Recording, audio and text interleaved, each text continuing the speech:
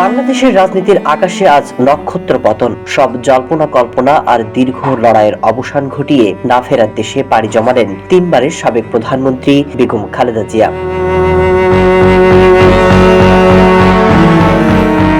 গেল 23 নভেম্বর গভীর রাতে শারীরিক অবস্থার অবনতি হলে তাকে হাসপাতালে ভর্তি করা হয়েছিল। চিকিৎসকদের আপ্রাণ চেষ্টা আর কোটি মানুষের দোয়াকে ব্যর্থ করে তিনি আজ চিরবিদায় নিলেন।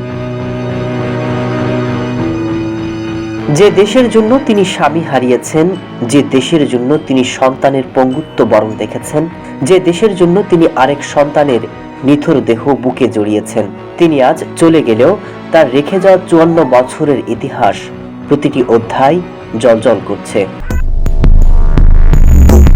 সরকারকে হুঁশিয়ার করে বলতে চাই, এর পরিণাম হবে ভয়াবহ।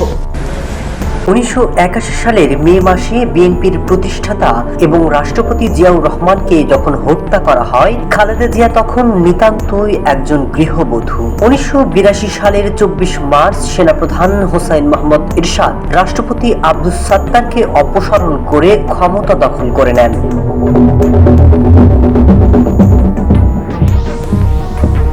1983 সালে জিয়াউর রহমানের হাতে গড়া বিএনপির নেতৃত্বে আসেন খালেদা জিয়া। 1987 থেকে 90 পর্যন্ত টানা হরতাল, মিছিল, সমাবেশ, আন্দোলনের মাধ্যমে 90-এর গণঅভ্যুত্থানে এরশাদ সরকারের পতন ঘটে, যার মূল নেতৃত্বে ছিলেন খালেদা জিয়ার বিএনপি। 1990 সালে গণ আন্দোলনের মাধ্যমে সামরিক শাসক এরশাদের পতনের পর 1991 সালের নির্বাচনে খালেদা জিয়ার নেতৃত্বে বিএনপি জয়ী হয়। 1996 সালে নির্বাচন অনুষ্ঠিত হয় এবং শান্তিপূর্ণভাবে ক্ষমতা হস্তান্তর ঘটে। 1996 থেকে 2001 আওয়ামী লীগ শাসনামলে বাংলাদেশের গণতন্ত্র হরণ শুরু হয়। প্রতিরোধ গড়ে তোলেন খালেদা জিয়া। আওয়ামী লীগ ক্ষমতায় আসে তত্ত্বাবধায়ক সরকারের অধীনে নির্বাচনে। দলটির প্রধান শেখ হাসিনা প্রধানমন্ত্রীর ক্ষমতা পাওয়ার পর বিরোধী দলীয় নেতাদের প্রতি দমনমূলক আচরণ শুরু করেন। রাষ্ট্রীয় ক্ষমতা ব্যবহারের মাধ্যমে বিরোধী দলের কার্যক্রমে বাধা, রাজনৈতিক হত্যা, হয়রানির অভিযোগ করে বিএনপি।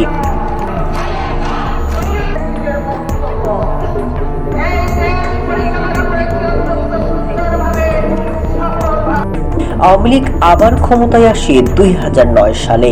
দেশের গণতন্ত্র ভেঙে তখন টুকরো টুকরো হতে থাকে। 2014 সাল থেকে শুরু হয় আওয়ামী প্রহসন। 2014-2018 সালের একতরফা নির্বাচন প্রতিহত করতে তিনি জনগণকে সংগঠিত করেন এবং আন্দোলন চালিয়ে যান। 2018 সালে রাজনৈতিক উদ্দেশ্য প্রণোদিতভাবে তাকে দুর্নীতির মামলায় কারাগারে পাঠায় আওয়ামী লীগ সরকার। 2024 সালে নির্বাচনে দাবি ভোট করে বাংলাদেশের গণতন্ত্রের গলা কাটে আওয়ামী লীগ। অসুস্থ অবস্থায় তখনও বন্দী খালেদা জিয়া।